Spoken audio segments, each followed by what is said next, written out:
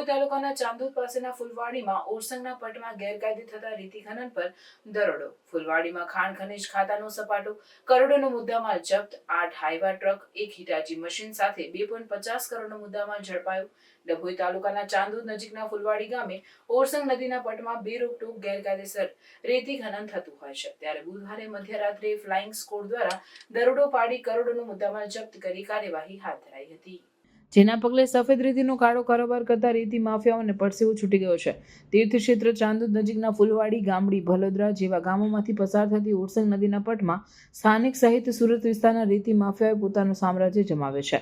તાલુકા તંત્રની આ ખાડા કાન કરવાની નીતિના પરિણામે રાત્રે થતાં જ આ રેતી માફિયાઓ સક્રિય થઈ ઓરસંગ નદીમાંથી રેતી ઉલેચી સંખ્યાબંધ ડમ્પરો સહિતના નાના મોટા વાહનોમાં રેતી ભરી રેતી વેચાણ રાખનારા મળતિયાઓની સાંઠગાંઠ થકી રેતીના સોદા પાર પાડી ઘી કેળા કરતા રહ્યા છે.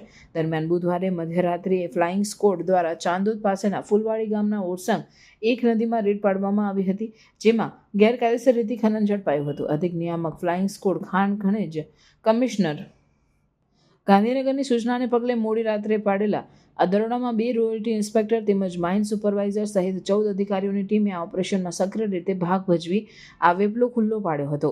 આ દરોડામાં વડોદરા ખાણ ખનિજ વિભાગ ઊંઘતું ઝડપાયું હતું. રેડ દરમિયાન 8 તોતિંગ વાહેવા ટ્રક અને 1 હિટાચી મશીન ગેરકાયદેસર રીતે ખનન કરતા રંગે હાથ ઝડપાયા હતા.